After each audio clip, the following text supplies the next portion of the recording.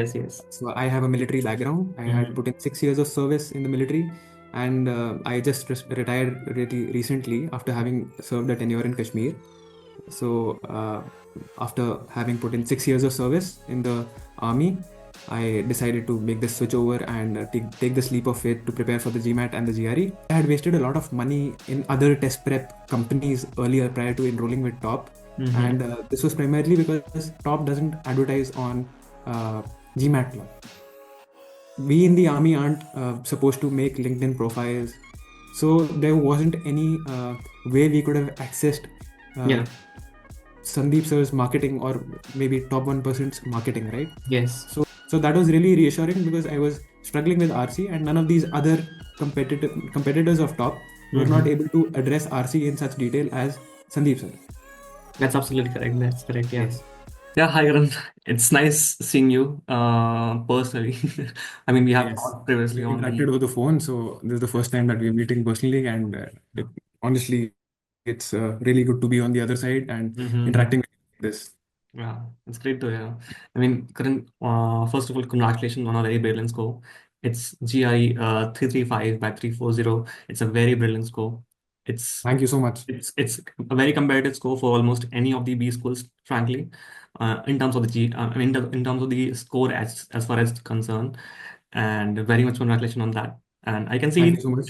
it's very recent. It's just on the April 30th. So how did it feel when you actually got the score? If you can share that, because it's Actually, I wasn't very surprised when I saw the score because, yes, I was kind of surprised, but not very because I had been able to replicate the success on one of the mock tests. So okay. the Power Prep 3 test, the official mock test that is available on the ETS website, is the one I got the same score. Mm-hmm. So, but then I'd still not be anticipating that I'll be scoring so well because I was kind of anxious when I stepped into the the test center. Mm-hmm. But then, looking at the score, I was in kind of some a state of shock because I never anticipated that I'll score so high on verbal. Okay, Although I had been able to replicate the success on one of the mocks. So got it. my average on verbal would be 163. So Mm-hmm. I was Okay. thinking that somewhere on the lines of 162, 163 should be where my verbal eventually lands. Mm-hmm. But yes, I was elated to see the score, and there was this sigh of relief that I took immediately after seeing it. Mm-hmm. Yeah, I mean it's a great score. I mean, you are planning for MBA, right? If I'm correct, right? Yes, I'm planning Okay. to apply for MBA. So, I mean, GR 335 is very similar to 100% along the GMAT, so it's a very competitive score. So, yeah, Yeah. I'll just stop the share. Yeah.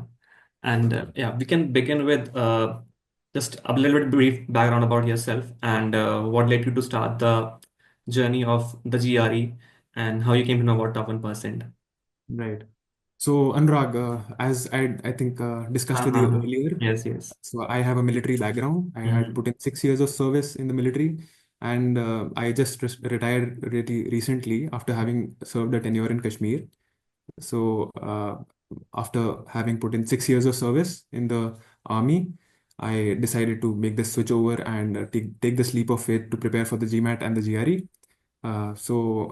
I always had this problem solving bent of mind right from the time I was a child, Mm-hmm. and I thoroughly enjoyed my tenure in the army. And as you would know, there are these profiles of uh, field and peace that are associated Yes. to postings in military profession. Yeah. So generally, what happens in peace is that you're confined to more of a managerial uh, uh, task, Mm-hmm. and your day-to-day life looks like that of a manager rather than a Yeah. leader. Correct. But then in situations, in hard field situations like Kashmir, Mm-hmm. you actually get to hone your leadership skills and work on problem solving and team building, team synergy, tactics, and strategizing, Mm-hmm. and developing public relations. So right, and mostly such an opportunity doesn't come by so often Yeah. to officers in the army. So Yes. it's only in a 10-year rotation that one gets to experience such kind of an environment. That's correct. So Yeah. right. So in my case, I was very fortunate that I could, in the last 1.5 years, I could get a sense of what leadership feels like on Mm-hmm. ground, where you're rubbing shoulders with your men and ensuring that everything goes as per plan, right? Yeah. Uh, so yes, and in my free time, I would have this. I have this tendency to read books, so I would read a lot on psychology, economics. Probably, I would even take up a course in fundamental analysis and trying to understand the capital markets. Mm-hmm. So that was something I had as a hobby, right? Mm-hmm. So after I realized that my Kashmir tenure is coming to an end, Mm-hmm. um, I thought probably I would want to pivot to a career which involves more problem solving. Yeah. And for that, I think MBA would be the best segue into such a career, which Mm-hmm. would help me understand the business world much better and help me pivot into roles in operation and probably consulting. Got So it. that is a background about myself. How Mm-hmm. I came about top per se, right? So there's one thing I'm really disappointed about with top. Let me just mention that first. Uh-huh. Yes, I had wasted a lot of money in other test prep companies earlier prior to enrolling with top, Mm-hmm. and this was primarily because top doesn't advertise on uh, GMAT Club. Okay. So Yeah. yes, so what happened was. Uh, we in the army aren't supposed to make LinkedIn profiles. So there wasn't any way we could have accessed uh, Yeah. Sandeep sir's marketing or maybe top 1%'s marketing, right? Yes. So, so top didn't come very organically to me. It was after I had Googled several times over and subscribed to some of these courses that I eventually landed on some of your video testimonials. And at first, even after seeing the testimonials, I was a little skeptical. Not with the testimonials per se, but because Mm-hmm. you tend to research, right? So I Yes. Googled certain queries with respect to the top 1% course. And Mm-hmm. immediately, what you happen to see is you have all those Reddits and Quoras and the like filled with all commentary. Mm-hmm. So there was a lot of negative sentiment when it came to courses of top. Mm-hmm. So, but then, and people, you would have also noticed, I mean, you would have also done your research while opting for top, or Mm-hmm. probably it was someone in your background who would have given certain cues to you whether you should go for this course or not. Correct. So, yeah, there was a lot of negative sentiment, but then uh, the video testimonials that Top has made are so comprehensive, and you actually get to see that.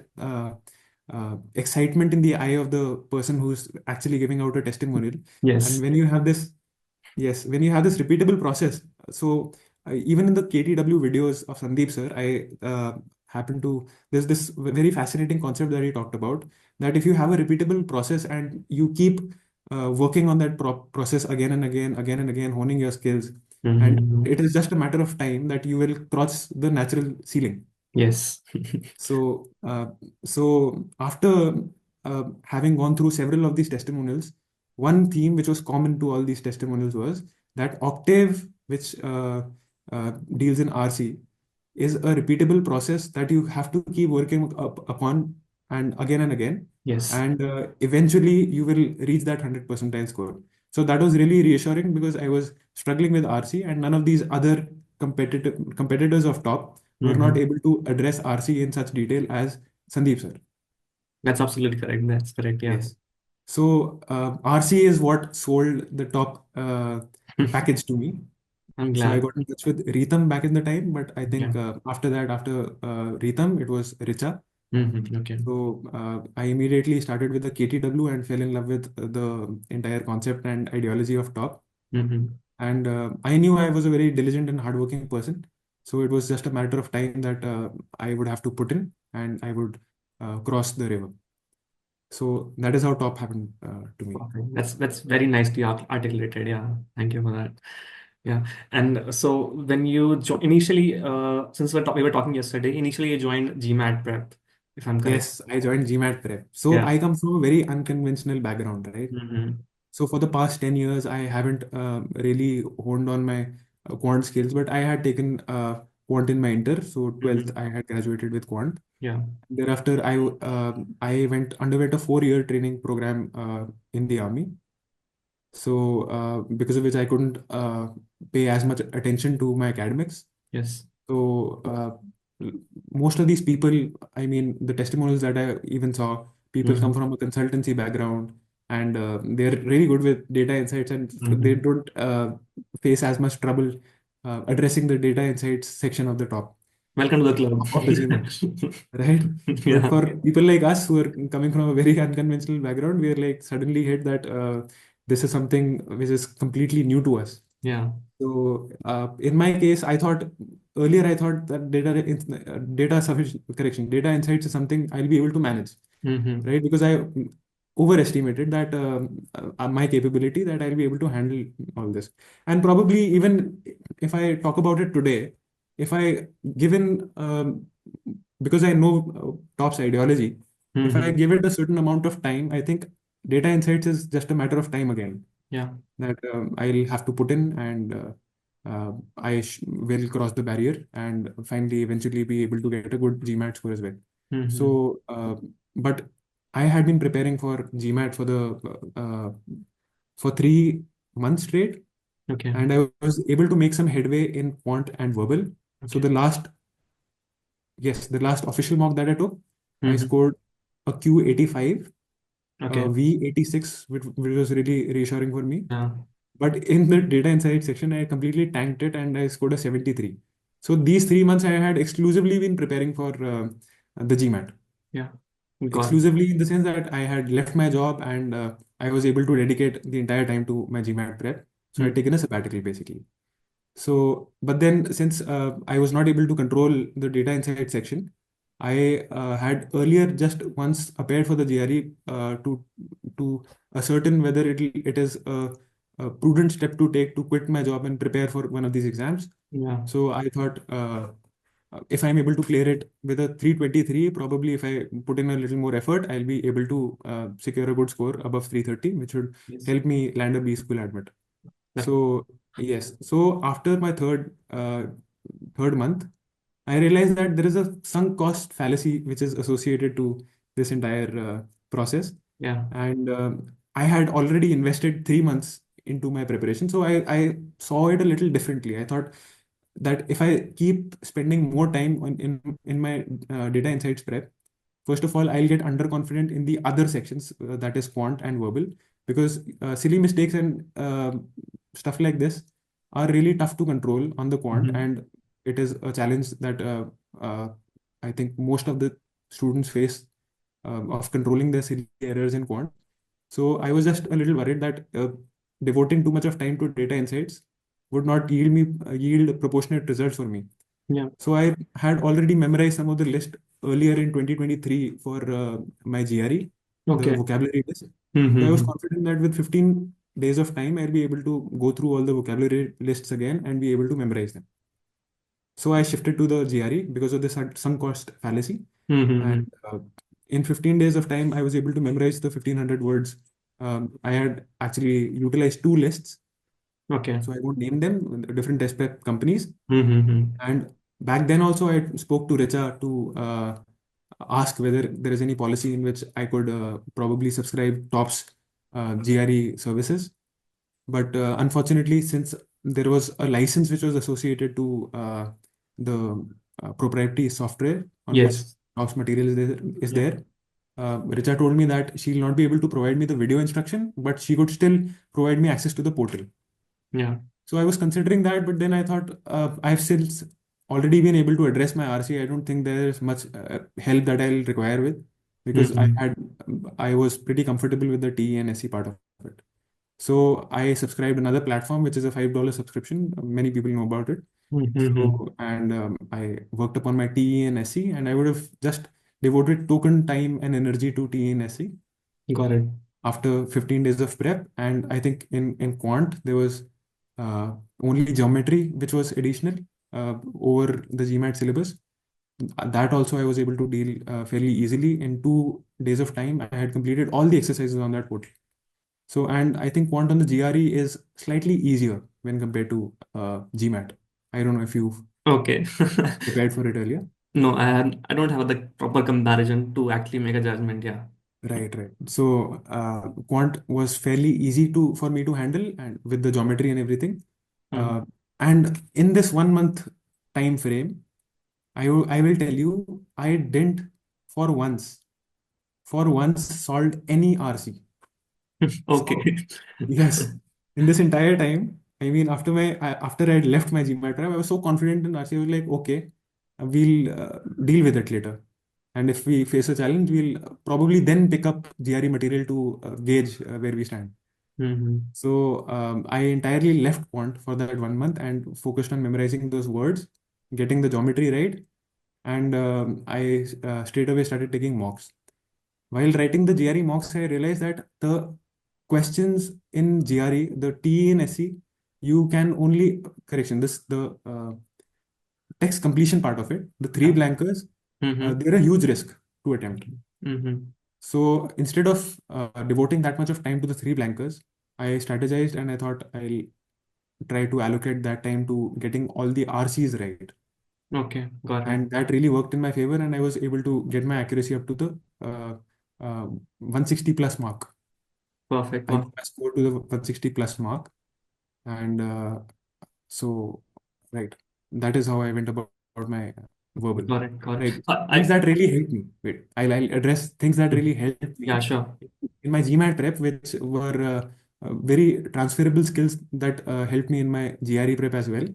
So I think the long sittings are something that you need to do. If you are someone watching this entire conversation, I think if there is one takeaway that you have to take from this entire conversation that we are having, long sittings.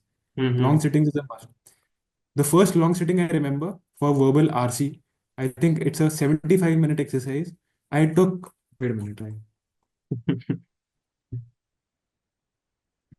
The first long sitting that I took, I secured, yes, I was able to complete that long sitting in Mm-hmm. 1 hour, correction, 160 minutes, while Okay. the allocated time was 75 minutes. So Uh-huh. anyone who's discouraged, who thinks that they're just not being able to deal with the long sittings part of it, don't Mm-hmm. worry. Even if you are able to get to a 105 minute mark in solving the entire exercise with a fairly good accuracy of 80%, I would consider, then you are going good. Because even I was able to come to an 86th percentile, sorry, an 86th scale score and 98th percentile on my last GMAT mock with addressing a long sitting in 1 hour correction in 5 minutes against the 75 minutes, That's right? And the amazing. CR, yes, for CR also I took a long sitting. Mm-hmm. The allocated, I think, 3 hours. Okay. And I think on the 1 hour, 30-minute mark, my brain had completely broken and I That's had to take a natural. break where I stepped out. I took a 5-minute breather Uh-huh. and returned. And I think after that, my cognitive capacity had taken a hit. So I Mm-hmm. solved the exercise in 3 hours, 40 minutes. Okay. So I took I think additional 40 minutes for that CR exercise. But that really helped. I think I scored a 86% accuracy on that CR long sitting. Okay. But that really helped because and long sittings genuinely help. If you are people who are still on the fence about considering whether long sitting is for you or not, even someone like me who was average in the entire CR and RC journey, long sitting has been something which has really tremendously helped me. I mean, yeah, I mean, you were able to use the verbal and not a verbal RC as a leverage to improve your verbal score specifically. I mean, you previously mentioned that. No, actually, it was CR Okay. on on the GMAT, which was I was more comfortable with. Okay. Okay. So in this, the last GMAT test that I had taken, in which I had scored a B86, Mm-hmm. not the test, the mock. Yeah. In that, I think I got three questions in RC wrong, but they were all long passages and all science passages, and I was not able to visualize. But then I had all those tricks and tips Sandeep sir has to give out in his entire RC guide. Mm-hmm. Only read a sentence once, and if you're not able to make sense of it, you can return to it. It is not the case that you'll never be able Yeah. to get back to the passage and understand that particular phrase or line, get to the answer, right? So I was like, okay, I don't understand this right now. I don't probably when I return to it, I will understand. So I marked all those three long passages. I mean, they're all exact length passages. Mm-hmm. So in the last mock, so that really helped. Yeah. So, but still, I got three questions incorrect in my RC, and my CR accuracy had been 100%. Okay, okay.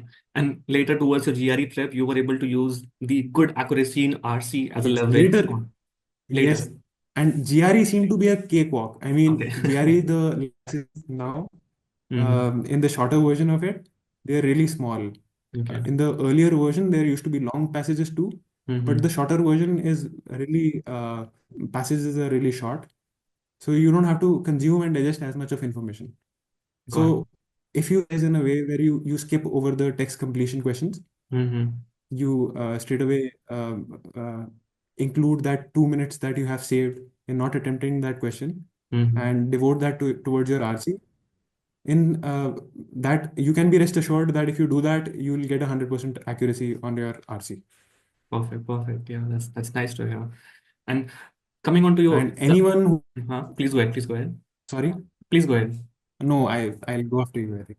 Yeah, I was coming on to the exam day experience, but you can go on. Right, right. So I was saying that many people in their journey while Mm. preparing for the GMAT get stuck onto the idea of only appearing for this test because it appeals to them, Exactly. right? Memorizing 1500 words is something which doesn't appeal to people who can come from a quant background like you and me, right? Yes. But if you look at it from a different perspective, that ETS has structured this course in a way uh, to actually push you to do something that you would otherwise not be very keen on doing, and that are also the psychological level uh, what do you call it, metrics that they're trying to analyze in this test. Mm-hmm. So I would say that GRE is also not a bad exam to consider. And the more time that you devote to GMAT, and there would be this sunk cost that is associated because you will have invested so much of time that you'll want to stick with the test. Mm-hmm. So my proposal to any of such candidate who's left his job and who's only preparing for GMAT, my advice to them would be that you could also consider the GRE ones, so that once you have a good, decent enough score in your pocket, you can still decide to switch on to the GMAT. And in my case, like not solving RC for an entire month Mm. also didn't impact my score. Similarly, in your case too, it would not happen that if you've left RC and CR for one entire month, your score is going to plummet. No, since you've already crossed the natural ceiling, it'll just be a matter of a day or two that you'll again be Exactly. able to hit that ceiling again. Exactly. I mean, So it yeah, I mean, after a couple of passages, it just comes back to you exactly how you were in that particular peak of stage. yes, it doesn't take much time. I mean, Exactly. it's just a matter of I think a day or two, and you return to that level again. Mm-hmm. Correct. Right. And that's great.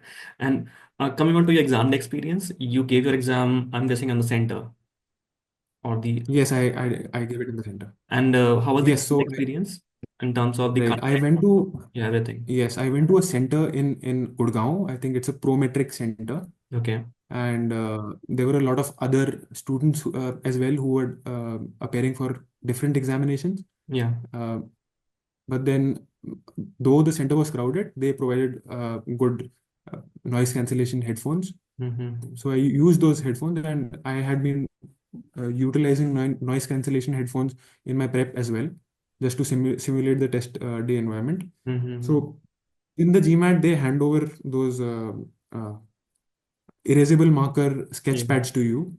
However, in the GRE, they hand over pencils along with the uh, papers, Okay. clean papers, and Mm-hmm. you can make use of them. So the exam day experience was pretty smooth for me, and there weren't uh, many distractions. So, but I was a little anxious prior to the exam. Mm-hmm. But then, since I had put in the work, I knew that if I am able to just let go of the three blanker and address all the other questions first, then I should be in a good position to secure a 330 plus.